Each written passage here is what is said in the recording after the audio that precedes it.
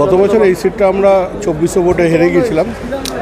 এবারে কদিন আগেই আমাদের মাননীয় মুখ্যমন্ত্রী মমতা বন্দ্যোপাধ্যায় এসেছিলেন এবং আজকে আমাদের সর্বভারতীয় তৃণমূল কংগ্রেসের সাধারণ সম্পাদক অভিষেক বন্দ্যোপাধ্যায় এসেছেন। স্বাভাবিক কারণেই একটা বাড়তি আমরা উদ্দীপনা তৃণমূল কংগ্রেস কর্মীদের মধ্যে লক্ষ্য করছি। তাতে এবারের যে নির্বাচন, এই নির্বাচনে 64 মুর্শিদাবাদ বিধানসভার জয় শুধু সময়ের অপেক্ষা এবং সর্বস্তরে তৃণমূল কংগ্রেসরা বিগত 4 মাস ধরে মাটি আঁকড়ে পড়ে আছে এবং নির্বাচন হবে এবং আমরা জিতব, এটা আমাদের বিশ্বাস।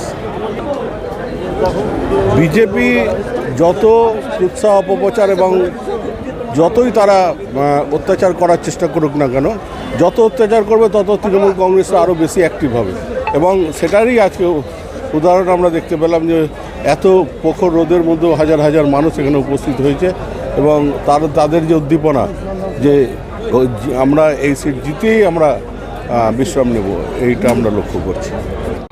দেখুন, বাংলার একটাই ভবিষ্যৎ, সেটা হচ্ছে তৃণমূল কংগ্রেস।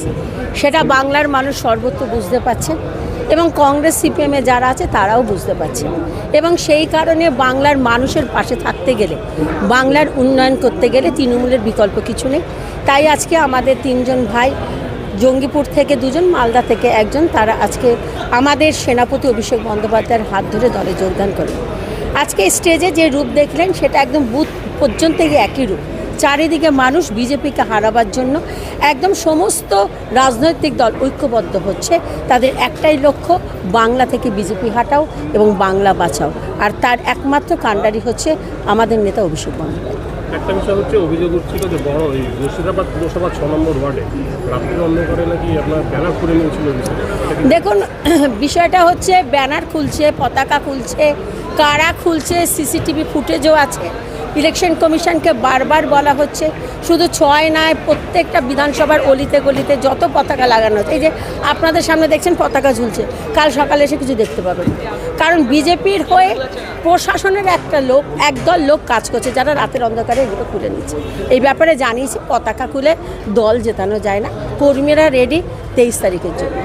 অভিষেক বন্দ্যোপাধ্যায় সেটা হচ্ছে, দেখুন, উনি যেভাবে সাংগঠনিক দক্ষতা এবং উন্নয়ন দিদি মমতা ব্যানার্জির, আজকে সত্যি তো আমি বিধায়ক না থাকার পরও সবচেয়ে বেশি এই বিধানসভায় কাজ করতে পেরেছি।